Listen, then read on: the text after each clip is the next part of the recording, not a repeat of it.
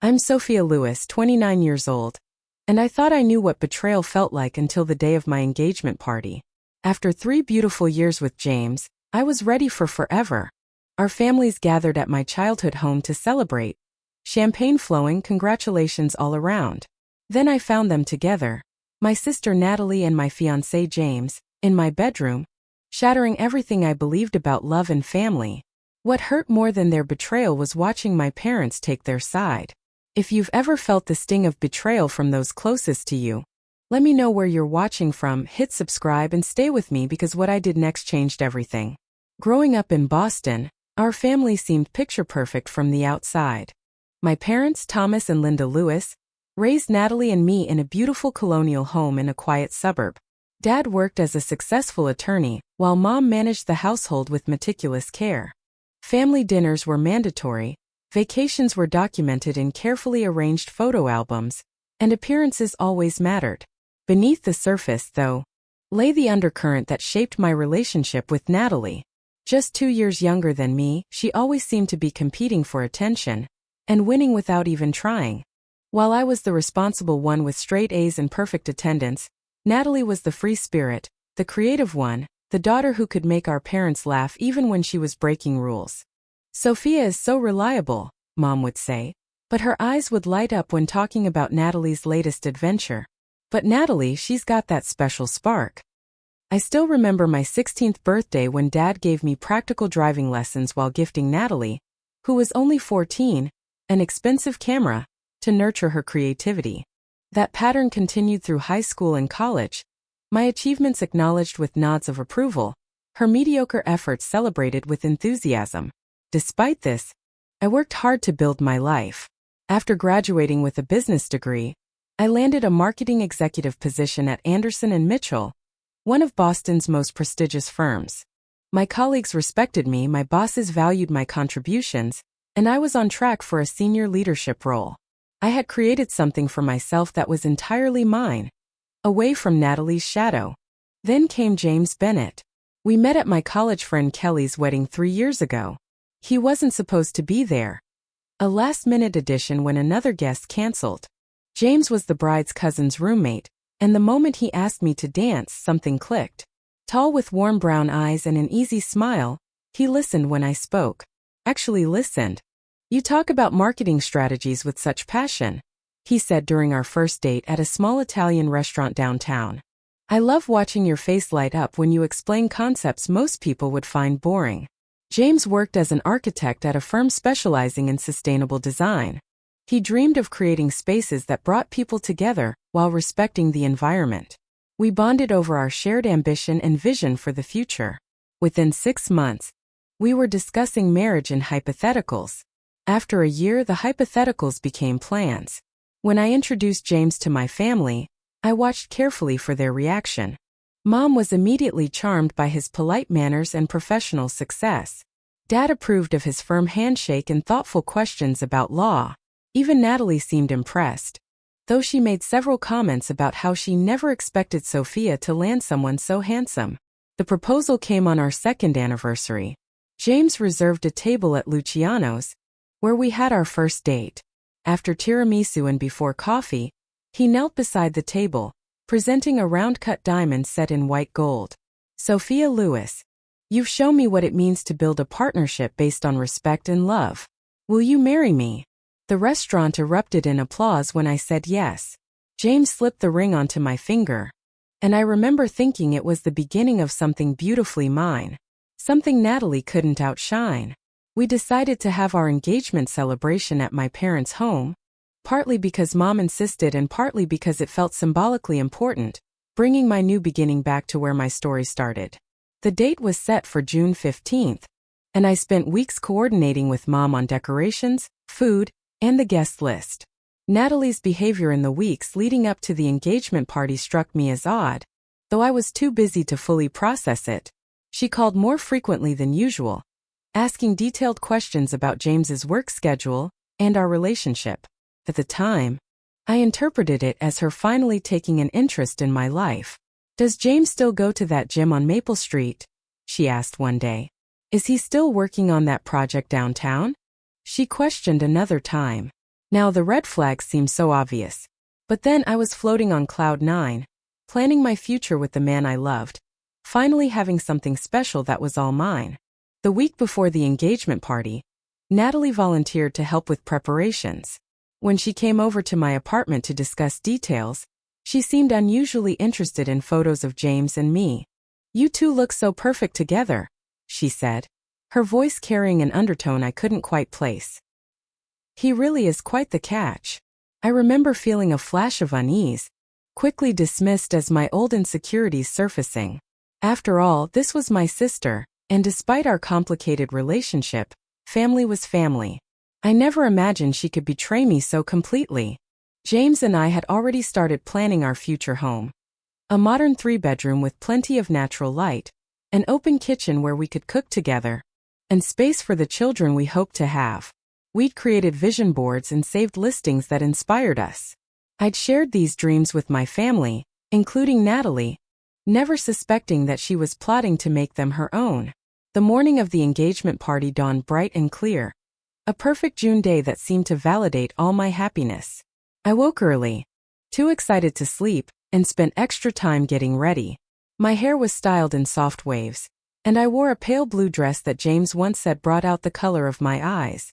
The engagement ring caught the light as I applied my makeup, and I paused several times just to look at it, still somewhat amazed that this was my reality. My best friend Amy arrived early to help with last-minute preparations.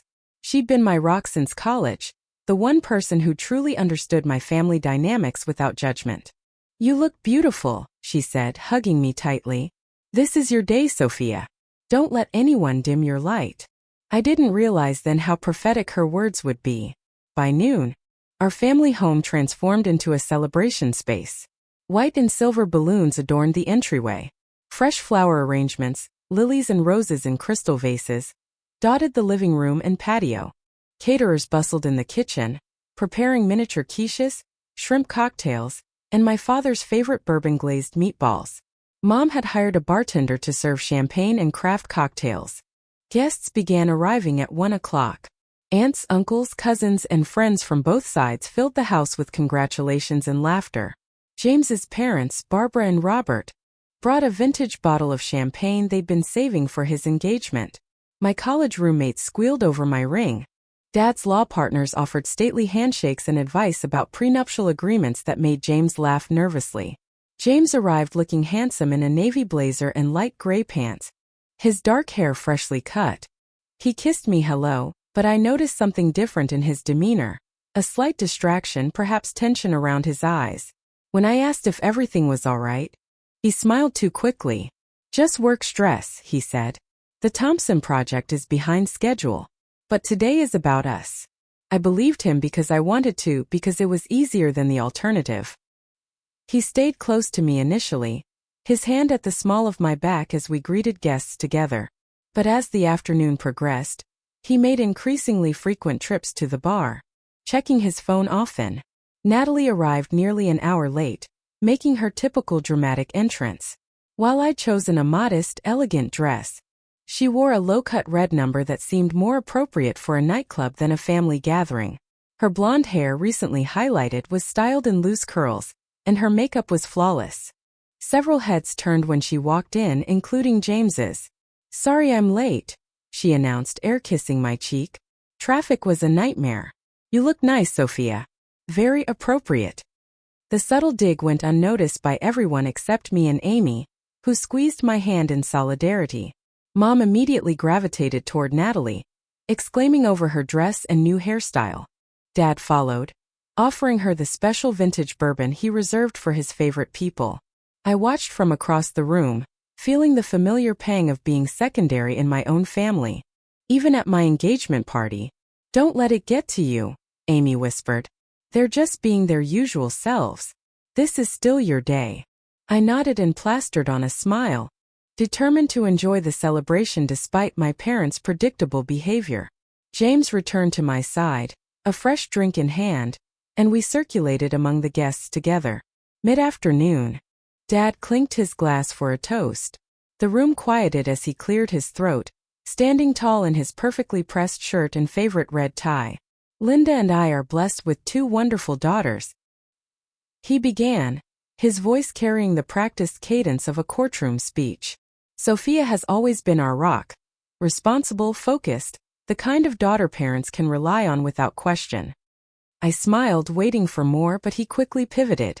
"And Natalie, our vibrant free spirit, who reminds us all to live life to its fullest. The contrast between our girls has brought such richness to our family." He raised his glass higher. "Today we celebrate Sophia and James's engagement. James, you're getting not just a wonderful wife but an entry into our family, where passion and practicality blend." He winked at Natalie. "To the happy couple." The guests echoed the toast, but I felt deflated. Even in this moment, Dad couldn't help equalizing attention between Natalie and me. James squeezed my hand, seemingly oblivious to my discomfort. As the party continued, I noticed small interactions between James and Natalie that made my stomach tighten.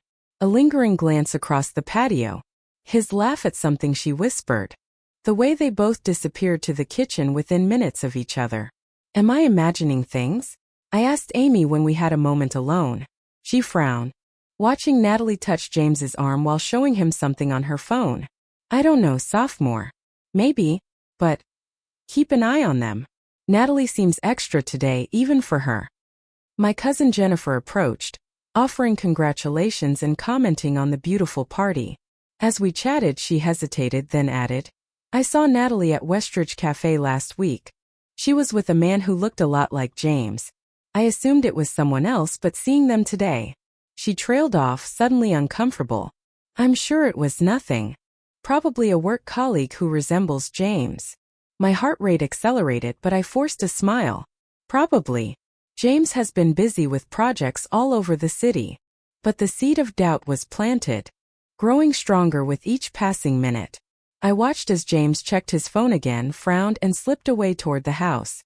Minutes later, I noticed Natalie was no longer on the patio where she'd been chatting with my uncle.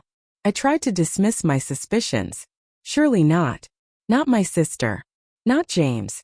Not today of all days. But Amy must have seen the fear in my eyes. Go check, she said quietly. I'll cover for you if anyone asks. With my heart pounding against my ribs, I made my way through the crowded living room. Guests smiled and reached for me as I passed, offering congratulations I barely acknowledged. My mind raced with possibilities, each more painful than the last, but also excuses. Maybe James was taking a work call, maybe Natalie was touching up her makeup, maybe they were in completely different parts of the house. I checked the kitchen first. The caterers worked efficiently, preparing the next round of appetizers. No James. No Natalie. The downstairs bathroom door stood open, the room empty. My father's study was locked as usual. The dining room held only a few elderly relatives seeking quiet conversation. As I climbed the stairs, each step felt heavier than the last. The upstairs hallway was quiet, a stark contrast to the celebration below. My parents' bedroom door was open, the room undisturbed. The guest bathroom was vacant. I paused outside my childhood bedroom. The door closed despite the house rule to keep doors open during parties. From inside came the unmistakable murmur of voices, one deep, one higher, both familiar in a way that made my stomach churn. For a moment I considered turning around, going back downstairs, pretending I hadn't noticed anything amiss. Ignorance is self-protection. But some core of self-respect pushed my hand toward the doorknob. I didn't knock. Why would I? It was my bedroom in my parents' house on the day of my engagement party. The door swung open silently, and the scene before me seared into my memory with perfect, excruciating clarity. James and Natalie stood by the window, his hands on her waist, hers around his neck. Their lips had just parted from what was clearly not their first kiss. The guilty shock on their faces confirmed everything. Time seemed to stop, then fragment. I registered bizarre details. James's crooked collar, lipstick smudged at the corner of Natalie's mouth, the framed photo of my high school graduation on the dresser behind them, the stuffed bear I'd had since childhood watching from the bed. Sophia. James dropped his hands from Natalie's waist, his face draining of color. I can explain. Natalie didn't move away from him. Instead, she straightened her shoulders, her expression shifting from shock to something almost defiant. What exactly are you going to explain, James? My voice sounded foreign to my own ears, too calm, too controlled for the hurricane raging inside me. How you ended up in my bedroom with your tongue down my sister's throat on our engagement day. It's not what it looks like. He started, then stopped, the absurdity of the cliché hanging in the air between us. It's exactly what it looks like, Natalie said, her voice steady. We didn't plan for this to happen, Sophia. For what to happen? I asked, my control beginning to crack. For you to kiss? Or for me to find out? James took a step toward me, his hands raised in placation. Sophia, please. Just happened. We never meant to hurt you. A laugh escaped me, harsh and brittle. It just happened? Like you tripped and fell onto my sister's lips? On our engagement day. Not just today, Natalie said quietly. Those 3 words silenced the room. James shot her a warning look. But she continued. We've been seeing each other for 6 months. 6 months. Half of the past year when I thought James and I were building our future, he had been betraying me with my own sister. The floor seemed to tilt beneath my feet. 6 months, I repeated, my voice hollow. While we were choosing our future home. While we were discussing children's names. While you were proposing to me. James's face contorted with shame and what looked like genuine pain. I didn't know how to tell you. I care about you, Sophia, I really do. But with Natalie, it's different. It's more. If you say real or passionate, I swear to God. I cut him off, rage finally breaking through the shock. It just happened, he repeated lamely. We fought it, but what? The attraction was too strong? The forbidden fruit too tempting? I turned to Natalie. Was it worth it? Was destroying your sister worth it? For the first time, Natalie looked uncomfortable. You don't understand. James and I connected on a level that what? That justified betraying me? That made it okay to lie to my face for months? To watch me plan a wedding to a man you were sleeping with? James tried again. Sophia, please lower your voice. People will hear. That was the breaking point. I pulled the engagement ring from my finger and hurled it at him. It bounced off his chest and clattered to the hardwood floor. People will hear? You're worried about making a scene? You cheated on me with my sister for 6 months, and you're worried about what people will hear. My voice had risen to a shout, and footsteps sounded on the stairs. The doorway filled with curious faces. Amy, my parents, James's mother, a few cousins. Their expressions transformed from confusion to shock as they took in the tableau. James and Natalie standing too close together, my tear-stained face, the engagement ring on the floor between us. What's going on here? My father's authoritative voice cut through the heavy silence. Before either James or Natalie could speak, I answered, my voice breaking. I found my fiancé and my sister together. They've been having an affair for 6 months. Gasps and murmurs rippled through the growing crowd at the door. James's mother brought her hand to her mouth.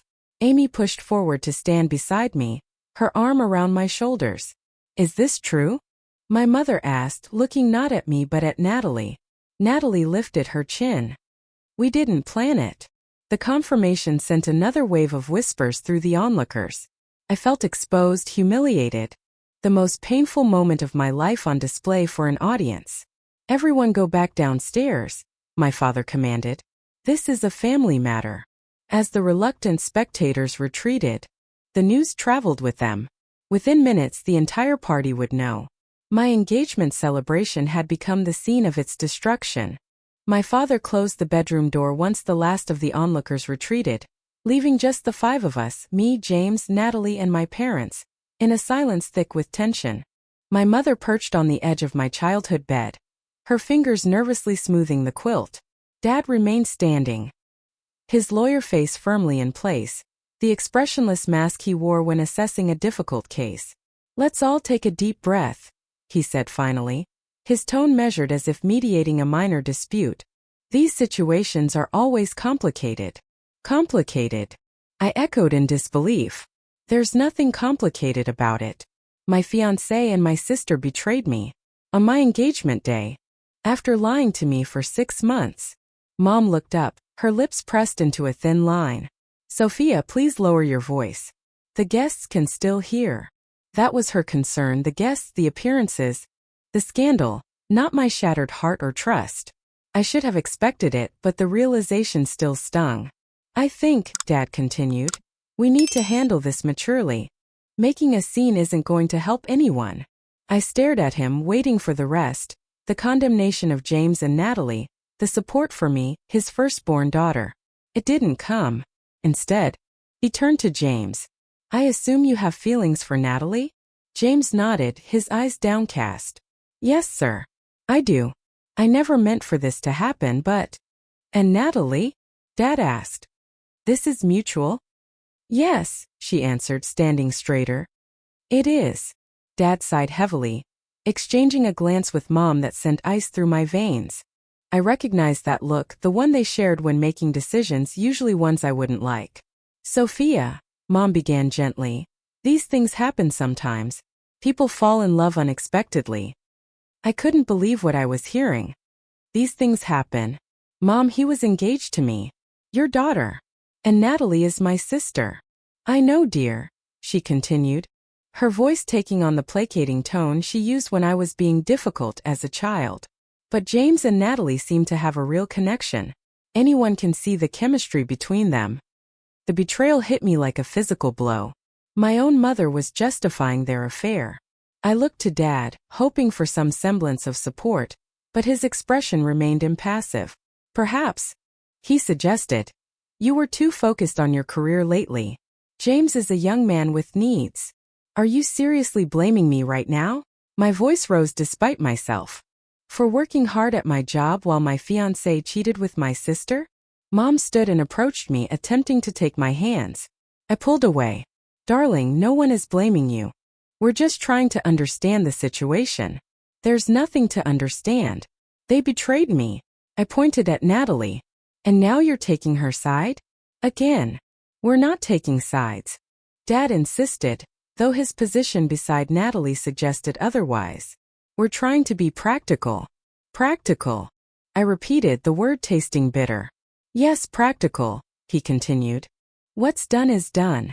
The question is how we move forward as a family. Mom nodded eagerly. Exactly.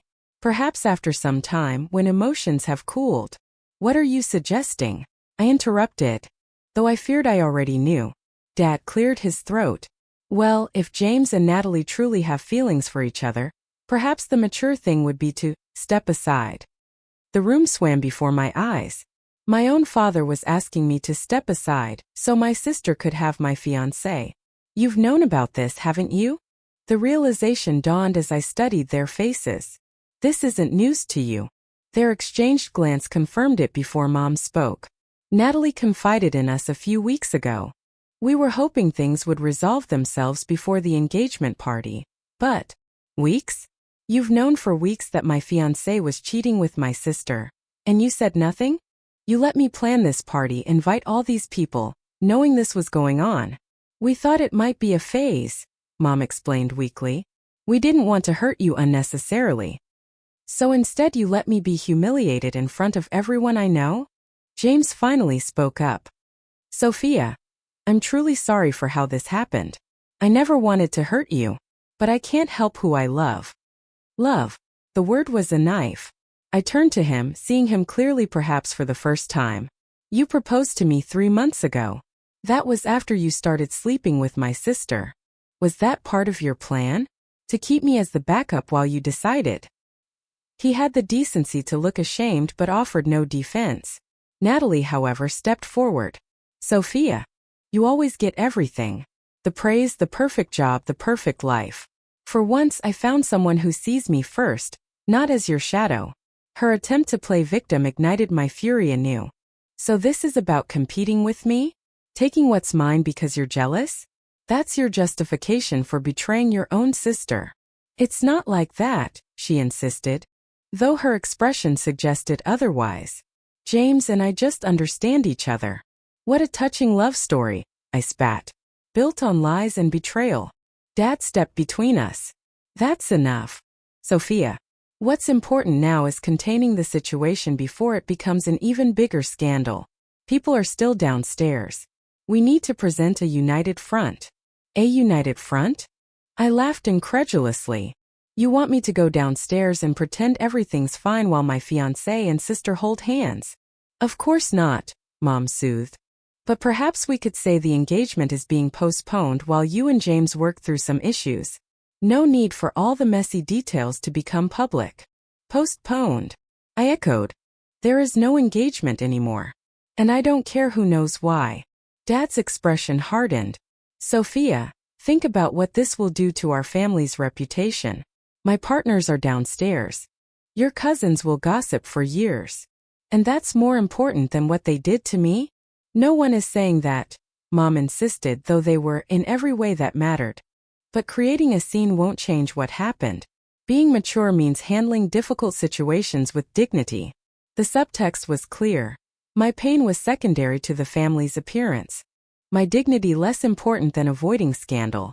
James approached cautiously. Sophia, I am sorry. Truly. I never meant for any of this to happen. I stepped back. Don't. Just don't. Natalie didn't even attempt an apology. She stood slightly behind Dad. Her expression a mixture of defiance and the smug satisfaction I'd seen countless times when she got her way as a child. I think, I said, my voice suddenly calm as clarity washed over me, that I need to leave now. Sophia, be reasonable, Dad urged. Where will you go? What will you tell people? The truth. I answered simply. And I'll go anywhere that isn't here. You're being dramatic, Natalie said. As usual. That was rich coming from her, but I was beyond arguing. I turned to my parents, searching their faces for some sign that they understood the magnitude of their betrayal. There was none. I expected this from Natalie, I said quietly. She's always wanted what I have. But you too. You're my parents. You're supposed to protect me, not the people who hurt me. Mom's eyes welled with tears, but Dad's expression remained unmoved. You'll feel differently when you've calmed down, he said dismissively. The final revelation came as I reached for the door. You're still having Sunday dinner tomorrow, aren't you? With them. Their silence was answer enough. In their minds, life would continue as usual, just with James as Natalie's partner instead of mine.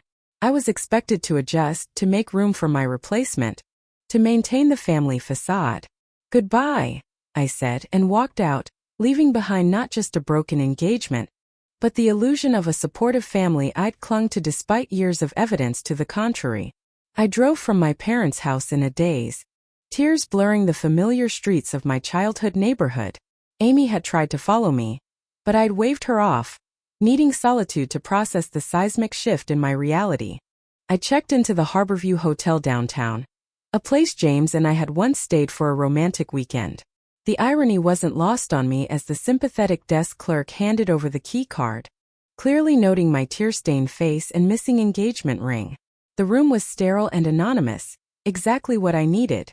I kicked off my shoes, still in my engagement party dress, and collapsed onto the bed. The ceiling spun above me as shock gave way to waves of pain so intense they felt physical. My phone buzzed constantly with notifications, but I couldn't bear to look.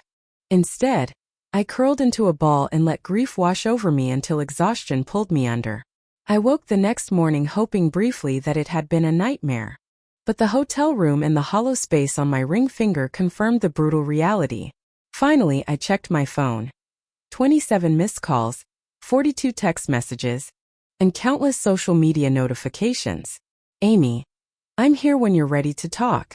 Love you. My colleague Jennifer. Heard what happened. Taking you off the Johnson presentation Monday. Take all the time you need. James? Sophia, please call me. We need to talk. Natalie. You're overreacting. We can work this out. Mom. Your father and I are worried about you.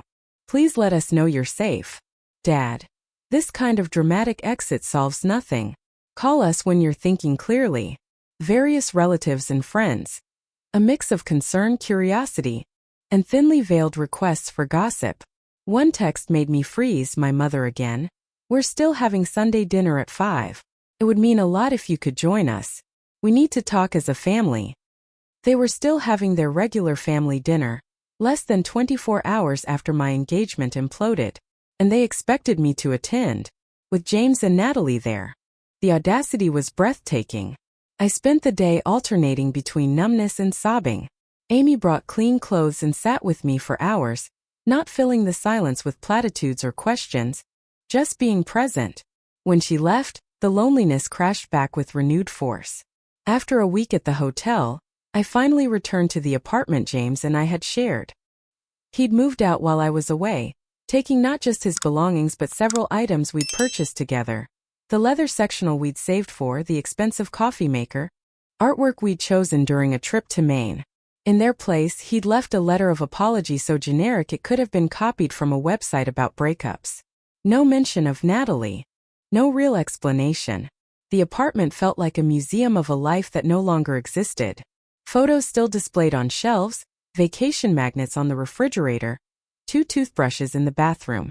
I mechanically packed away evidence of our relationship, each item a fresh cut. My parents continued their campaign of normalizing the situation with relentless determination. Daily texts arrived with updates about family matters, as if nothing had changed. My mother called every evening, her messages becoming increasingly irritated when I didn't answer. Sophia, you can't avoid us forever. We're still your family. Your absence at dinner yesterday was noted. Natalie asked about you. James mentioned the Thompson project is going well. He's hoping to clear the air with you soon. The most stunning blow came 2 weeks after the engagement party. Mom called, and in a moment of weakness I answered. Darling, I know you're still upset, but we have wonderful news. James got that promotion he was hoping for. Isn't that marvelous? I couldn't formulate a response. And, she continued, oblivious to my silence. He and Natalie have found the most charming house. It's actually quite similar to the one you two had been considering. They close next month. The house. They were buying the house James and I had planned to make our home. My vision blurred, breath catching in my throat. Mom, I managed finally. Do you hear yourself? What do you mean, dear? James was my fiancé 6 weeks ago. Now he's buying a house with my sister. And you're calling to tell me this like it's good news I should celebrate. Her sigh was audible. Sophia, life moves on. We can't dwell on what might have been. Natalie and James are happy. Don't you want your sister to be happy? I hung up without answering. At work I struggled to maintain focus. Presentations blurred before my eyes. Client meetings became endurance tests of appearing normal, while internally unraveling. My boss, noticing my deterioration, suggested a leave of absence. I accepted, not knowing what else to do. Scrolling through social media became a form of self-torture I couldn't resist. 2 months after the engagement disaster, a photo appeared on my mother's profile. Sunday dinner at my parents' house. My father carving a roast. My mother smiling. Natalie beaming. And James, my James, his arm around my sister's waist, looking more relaxed than he had in months with me. The caption read, "Family dinner with our wonderful children. Missing you, Sophia. The door is always open." The comments were worse. Friends and relatives acting as if this relationship had always existed, congratulating them. No mention of the betrayal that had occurred. It was as if I had been erased. My pain deemed inconvenient to the family narrative. That night I hit rock bottom. Alone in my apartment, surrounded by packed boxes, I decided I couldn't stay there anymore. I contemplated leaving Boston entirely, starting fresh somewhere no one knew me or my humiliation. Seattle perhaps, or San Diego. Somewhere far enough that I wouldn't risk running into them at a restaurant or grocery store. The final straw arrived in my mailbox 3 months after the engagement party. A housewarming invitation. Cream cardstock with gold embossing. Addressed to me in my mother's handwriting. Inside, an invitation to celebrate James and Natalie's new home. The home that should have been mine. Complete with registry information. A handwritten note from my mother was paperclipped to the invitation. Sophia, it's time to move forward as a family. Your presence would mean so much to everyone. I sat on my kitchen floor, the invitation crumpled in my fist, and felt something inside me break. Not just my heart, which had been breaking daily for months, but something fundamental about how I viewed myself and my place in the world. If my own family could discard me so easily, prioritize my betrayer over me, what was I worth? Who was I outside of their dismissal? For a terrifying moment I considered calling James, begging him to reconsider, to choose me after all. The impulse shocked me back to clarity. I had reached the bottom, and the only way forward was up, away from them all. The housewarming invitation became a catalyst. After staring at it for what felt like hours, I reached for my phone and called the one person who had consistently supported me through this nightmare. "Amy," I said when she answered, my voice hoarse from crying. "I think I'm having a breakdown." She arrived at my apartment 40 minutes later with takeout and determination. As I showed her the invitation, her expression hardened in a way I'd rarely seen from my typically diplomatic friend. "This is beyond messed up, Sophia," she said firmly. "But you know what? It's not about you. It's about them. It's always been about them." "What do you mean?" She set aside her food container and leaned forward. "I've watched your family dynamics for years. Your parents have always enabled Natalie's worst behavior, while holding you to impossible standards. This isn't new. It's just the most extreme version." Her words hit me like cold water. "But they're my family," I said weakly. "Yes, and sometimes family is toxic. Sometimes the people who should love you the most are the ones causing the most damage." She took my hands. "Sophia, what would you tell a friend whose family treated her this way?" I knew the answer immediately. To get away from them. To prioritize herself. Exactly. So why is it different when it's you? That simple question shifted something fundamental in my perspective. Why was I holding on to people who had proven repeatedly that they wouldn't hold on to me? The next day, I made 2 appointments.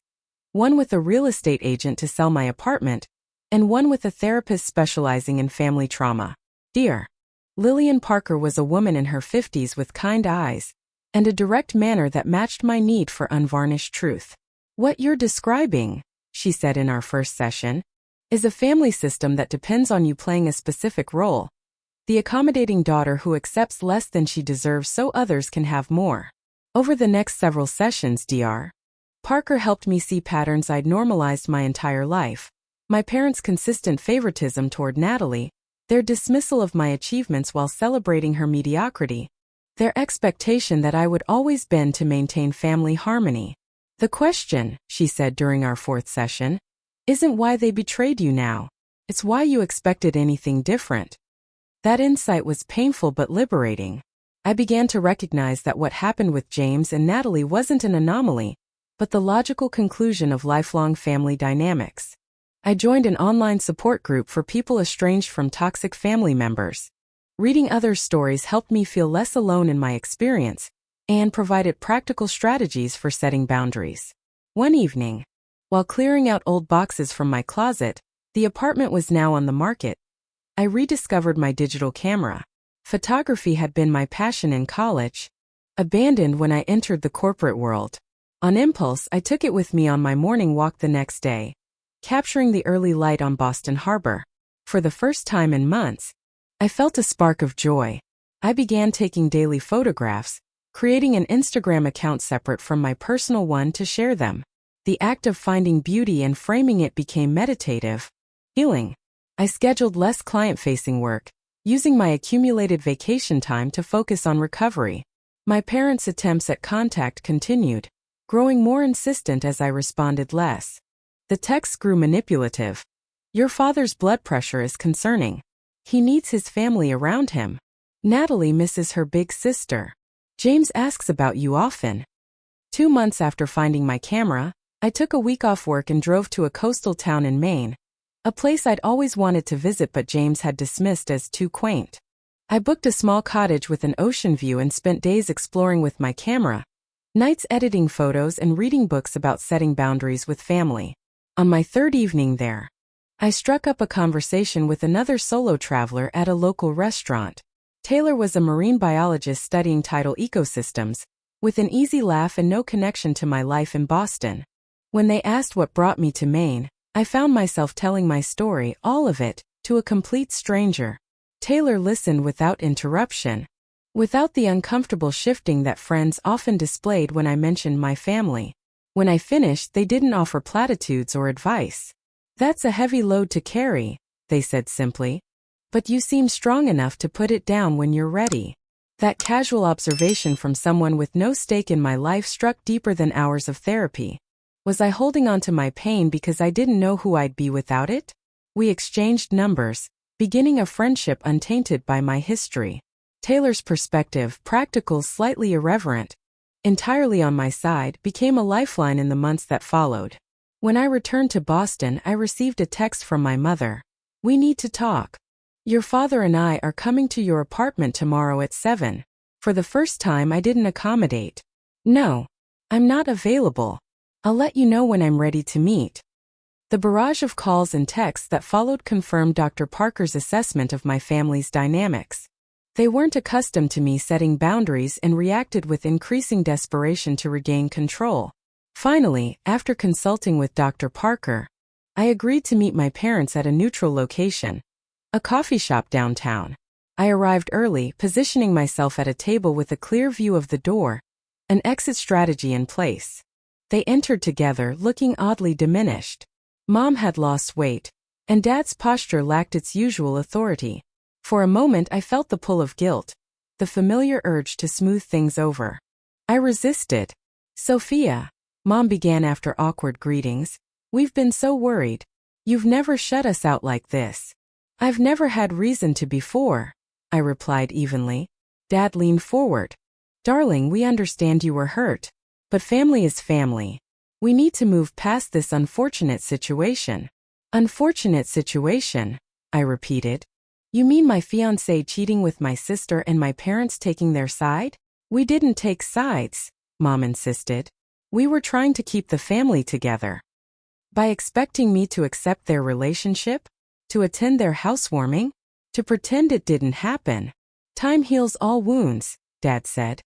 "Natalie and James are planning to get engaged soon. It would mean everything if you could support them." The request was so outrageous, so devoid of empathy, that it confirmed everything Dr. Parker had helped me see. This wasn't a reconciliation attempt. It was another demand for me to accommodate their preferred narrative. "No," I said simply. "No." Dad echoed, clearly unused to this response from me.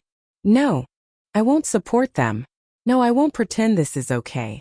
And no, I won't continue a relationship with any of you under these conditions." Their shock was visible. Mom began to cry. Not the manipulative tears I'd seen before, but genuine distress. "You don't mean that," Dad said. "We're your family." "Family doesn't do what you did," I replied, my voice steady. "Family protects each other. Family acknowledges pain instead of dismissing it. Family doesn't ask the wounded person to comfort those who caused the wound." I stood, gathering my purse. "I'm not cutting you off forever.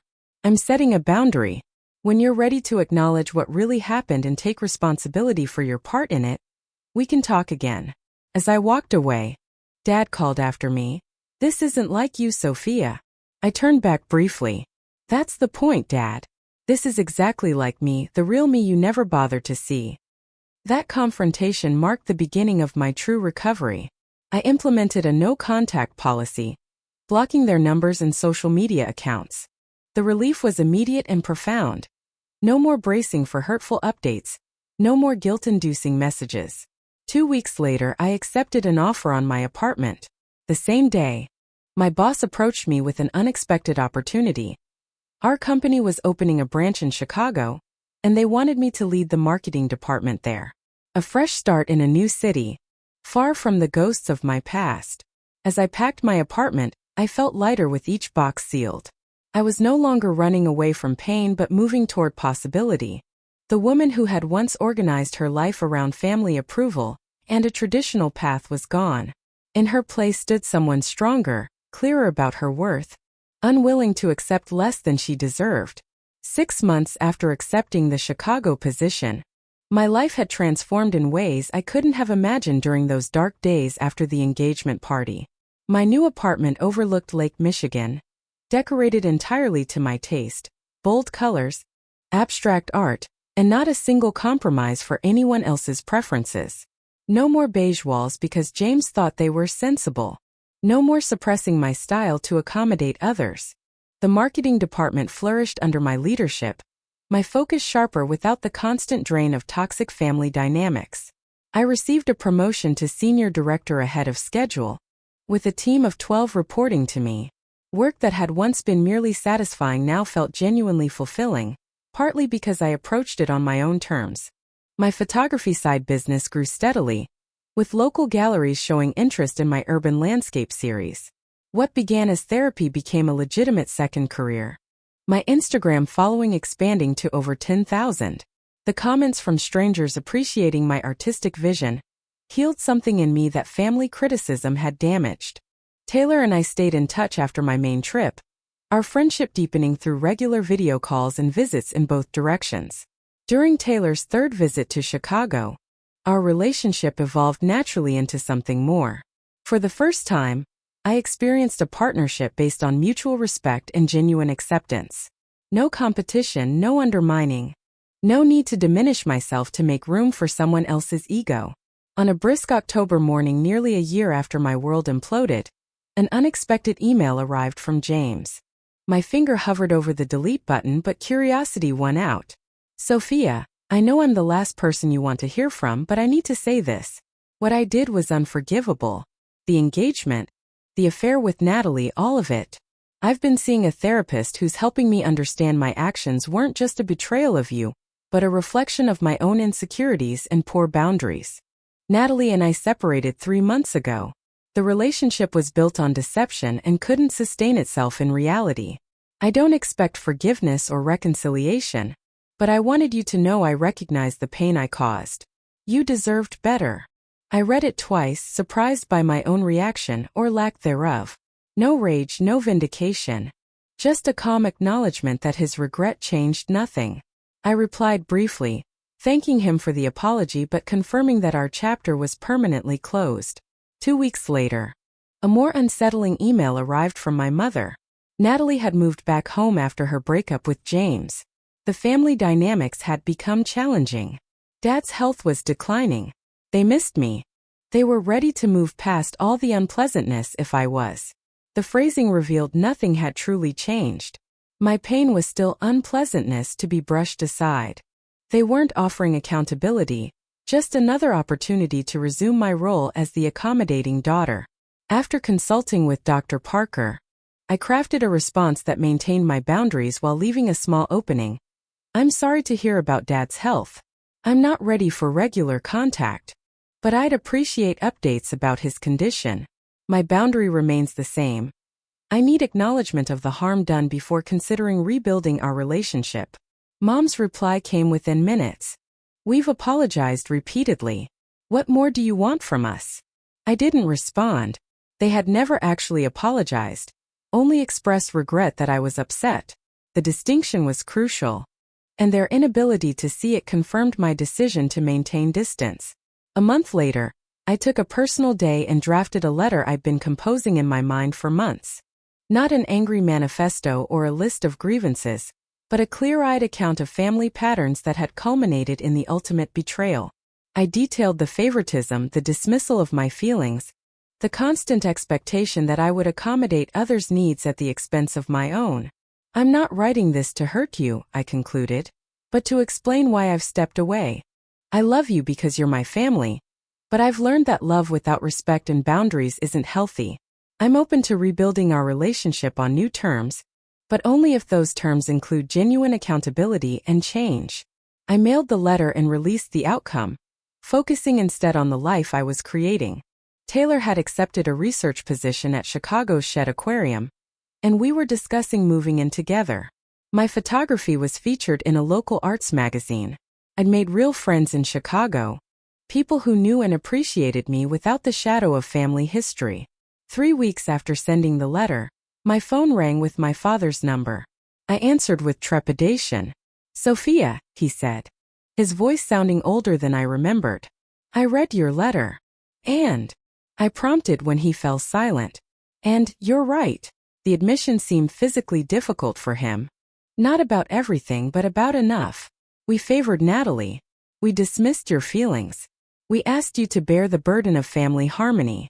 When I read your words, I saw myself through your eyes, and I didn't like what I saw. It wasn't a complete acknowledgement, but it was more than I'd ever received from him. We talked for nearly an hour, his defenses gradually lowering.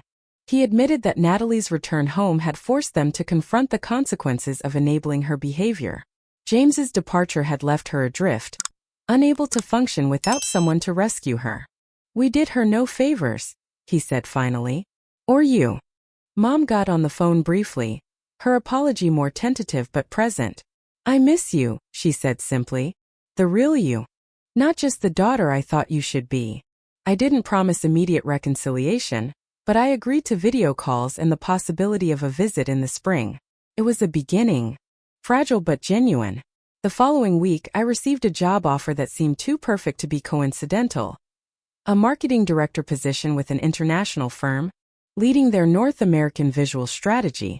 The role would utilize both my corporate experience and photography skills, with a significant salary increase and creative freedom I'd never experienced professionally. Taylor celebrated with me, understanding without explanation how this validation healed something fundamental. "You were always this capable," they said, "even when no one around you could see it." As I prepared for my new role, I reflected on the painful journey that had led to this point. The betrayal that had seemed like an ending had actually been a beginning.